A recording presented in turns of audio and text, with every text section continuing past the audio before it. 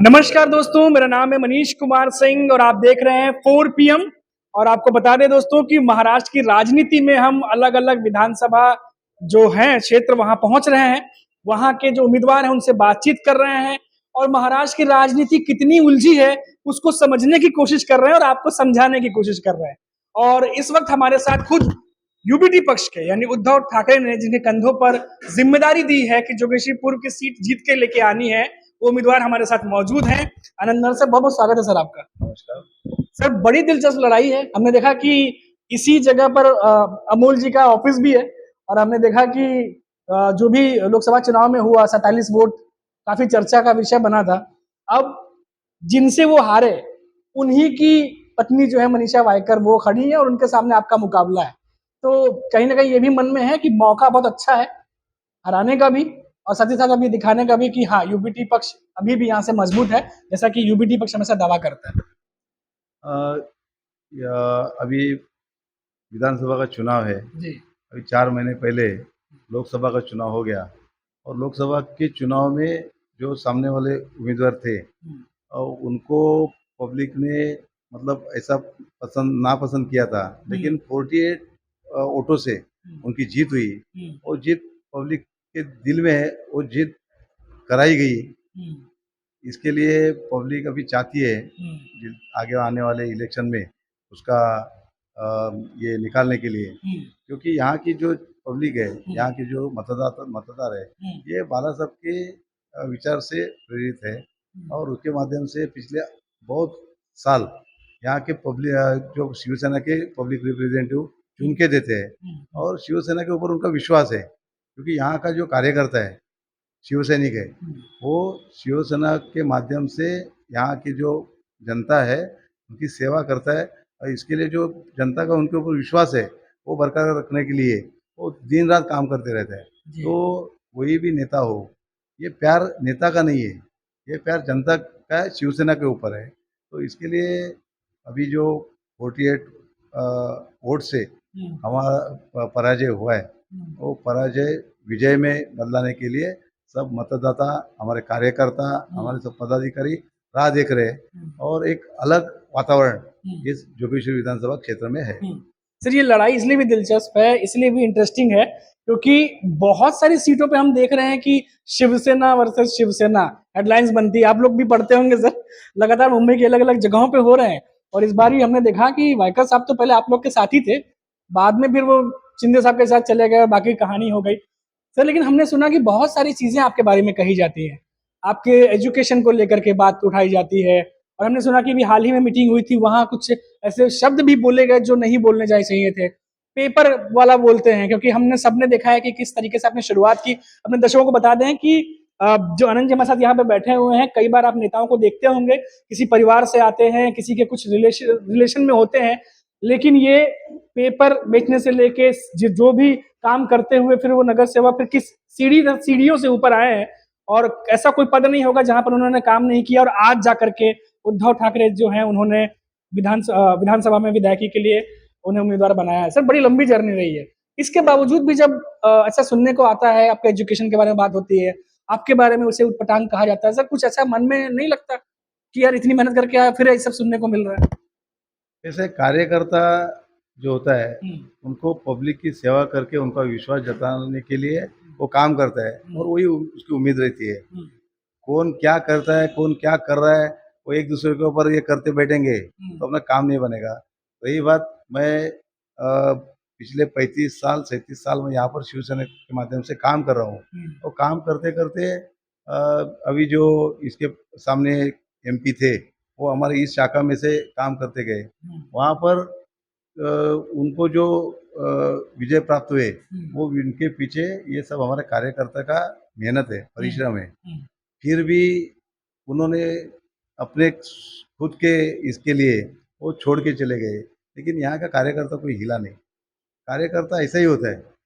और आज मुझे शिवसेना पक्ष प्रमुख उद्धव जी ठाकरे जी, उन्होंने मुझे शिवसेना की उम्मीदवारी दी, महाविकास आघाड़ी की उम्मीदवारी दी है। एक सादा कार्यकर्ता हूँ, लेकिन सादा कार्यकर्ता का सम्मान जो किया है वो पब्लिक, या मैं मानता हूँ ये हमारी जनता का सम्मान है, क्योंकि जनता ने मुझे इस तरह जो विश्वास मेरे ऊपर रखा है, और वो विश्वास कायम रखने के लिए हम लोग दिन रात काम करते हैं। हमारे सब साथी शिवसेना के जो पदाधिकारी है, कार्यकर्ता है, शिवसेना माध्यम से दिन रात काम करते हैं उसके लिए। और दूसरी बात, मैं कल उठ के कोई अ, धनवान का बेटा नहीं हूँ, कोई मेरा पॉलिटिशियन का के फैमिली से नहीं हूँ, एक सर्वसामान्य कार्यकर्ता हूँ। इसके लिए वो पिछले 35 साल से मैं काम करते करते शिवसेना का एक शिवसैनिक, गट प्रमुख, उपशाखा प्रमुख, कार्यालय प्रमुख, उसके बाद ये शाखा प्रमुख, और शाखा प्रमुख के बाद 2 बार नगर सेवक चुन के आया हूँ। जो कार्यकर्ता काम करे उसको ही पता चलता है कि कार्यकर्ता के माध्यम से क्या तकलीफ होती है।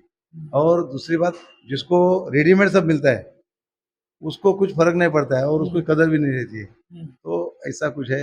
रही बात कौन किसको क्या कहता है, किसकी परिस्थिति कैसे है, किसकी शिक्षा कैसी है, वो सामने वाले ने सोचना चाहिए।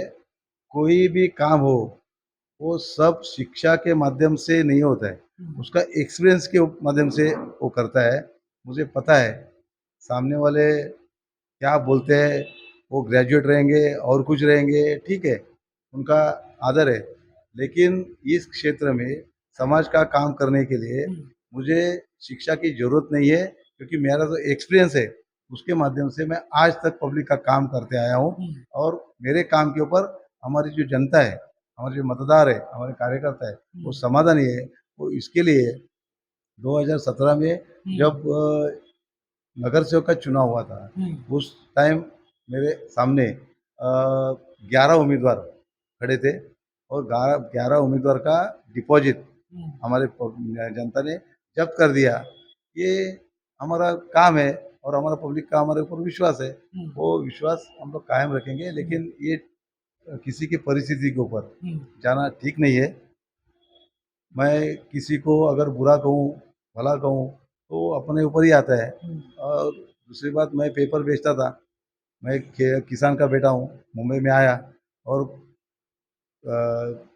उस टाइम मुझे ज़रूरत थी, और आज भी मैं वही धंधा कर रहा हूँ, मेरा बिजनेस वही है। धंधा करना कोई गुनाह नहीं है, वो चाहे पेपर का हो, भाजी का हो, कैसा सब्जी का हो, कुछ भी हो, धंधा धंधा है लेकिन वो धंधे के बारे में और कोई अपने ऊपर टीका करता है, हमारा मजाक उड़ाता है, तो वो उनका अभी समझना चाहिए, सर क्योंकि मजाक वो भूल रहे हैं कि हम लोग भी कौन सी कंडीशन में आ गए, यहाँ तक पहुँचे। हमको कौन सी पार्टी ने पहुँचाया, हम कौन सी नेता हमारे पीछे थे।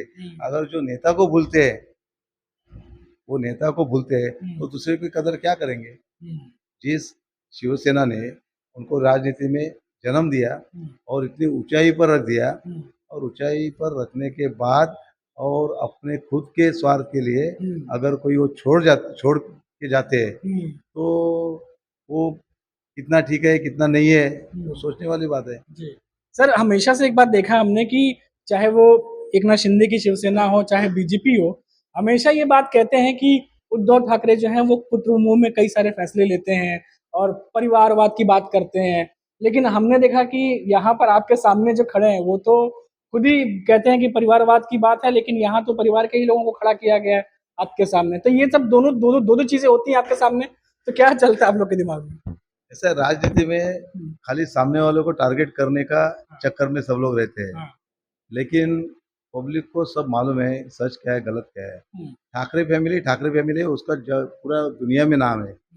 और रही परिवारवाद की बात, तो ठाकरे फैमिली पहले से 5 मतलब जनरेशन से वो काम कर रही है और पब्लिक को न्याय दे रही है। उनका जो काम है पूरा दुनिया में प्रसिद्ध है। और रही बात अभी जो परिवारवाद अभी के लोग नेता लोग बोलते हैं, तो उनके घर में भी परिवारवाद ही है ना। सीएम है, उनका बेटा खासदार है। अभी के यहाँ के जो पीएम हो गए, एमपी हो गए, तो उनकी वाइफ को भी खड़ा कर दिया है। जो कार्यकर्ता 40-40, 50-50 साल काम करता है, उसके बारे में अगर आप सोचेंगे नहीं, वो परिवारवाद नहीं है। वो फैमिली को आपके टिकट देंगे तो वो परिवारवाद नहीं है। ठाकरे फैमिली ने कुछ किया तो परिवारवाद होता है। तो ये उनके लिए कुछ कहने के लिए नहीं है, कारण नहीं है, इसके लिए वो कहते हैं। लेकिन एक बात है, ठाकरे फैमिली के ऊपर अगर नाम लेंगे तो उनको पब्लिक में प्रसिद्धि मिलती है, इसके लिए वो करते हैं। सर बहुत ज़्यादा समय नहीं लेंगे आपका, और दर्शक भी देख रहे हैं कि मुंबई की जितनी भी सीटें हैं वहां पर हमने देखा है कि अक्सर पहले से ही रणनीति रही होगी शायद, ज्यादातर सीटों पे हमने बात की कि शिवसेना बनाम शिवसेना है इस बार। तो सर इस बार आप लोगों को फीडबैक मिल रहा होगा अंदर से, क्योंकि आपकी अलग अलग शाखा भी है, बहुत जगह पे अलग अलग का जो शाखा प्रमुख हैं या कार्यकर्ता हैं काम करते रहते हैं। क्या मिल रहा है सर? सर्वे देखे हमने, पोल देखे, उसमें एनडीए गठबंधन को जीतता हुआ दिखाया जा रहा है, लेकिन हरियाणा में भी ऐसा ही हुआ था, वहां भी कांग्रेस जीत रही थी लेकिन लास्ट लास्ट में ऐसा हो गया। तो किस तरह का फीडबैक मिल रहा है, और सर हरियाणा जैसा यहाँ ना हो उसके लिए क्या तैयारी की गई है, किस तरह की तैयारी आप लोगों ने? एक बात है, अभी इसके पहले आपने बोला बोला था जी जी। कि शिवसेना के सामने शिवसेना लड़ रही है। ये बीजेपी का सब किया कराया है। बीजेपी यहाँ पर शिवसेना खत्म करना चाहती है। ये इसके माध्यम से उन्होंने मुंबई में, महाराष्ट्र में एक तो शिवसेना के दो टुकड़े कर दिए, राष्ट्रवादी को दो टुकड़े कर दिए, और खास करके 2014 के इलेक्शन में जब हम लोग साथ में लड़े थे, अलग अलग लड़े थे, जब भी माननीय उद्धव जी ठाकरे के मार्गदर्शन पे, उनके नेतृत्व के नीचे हमारे 65 विधायक चुन के आए थे, और जब 19 में हम लोग साथ में लड़े तो हमारे 56 आ गए। इसका मतलब 2014 से शिवसेना को खत्म करने का उनका जो टारगेट चल रहा था वो उद्धव साहब के ध्यान में आ गया, और उन्होंने उनके साथ जो गठबंधन था वो तोड़ा। क्योंकि जब शिवसेना जिंदी रहेगी तो आगे कुछ भी कर सकते हैं, तो ये शिवसेना को खत्म कर रहे हैं, हमने साथ साथ रह के खत्म कर रहे हैं, तो इसका गठबंधन की जरूरत नहीं, वो सोच के उद्धव साहब ने जो निर्णय लिया। लेकिन उसके माध्यम से जो बीजेपी को करना है तो सामने सामने दो शिवसेना को लड़ा रहे, जो अंग्रेजों ने किया था, आपस आपस में जाति पाति में सब झगड़ा लगा के अपना राज करो, वैसा अभी बीजेपी कर रही है। लेकिन ये सच है, कितना भी करेंगे तो 2.5 साल में पब्लिक को सब पता चला है ये कौन करता है, किसके लिए कर रहा है, असली शिवसेना कौन है, नकली शिवसेना कौन है, ये जनता को मालूम है, हमारे पूरे रहवासियों को, जो मतदाताओं को मालूम है। इसके लिए कितना भी ये कोशिश करेंगे तो यहाँ पर महाविकास आघाड़ी के उम्मीदवार ज़्यादा चुन के आएंगे। रही बात हरियाणा में जो किया, अगर मशीन में कुछ गड़बड़ है तो अभी हम लोग नहीं बोल सकते, लेकिन जो जनता का न्यायालय है, वो जनता का न्यायालय हमारे साथ में है, जनता हमको न्याय देगी, ये हमारा पूरा विश्वास है। और इस बार महाविकास आघाड़ी की सरकार यहाँ पर बनेगी, ये पक्का है।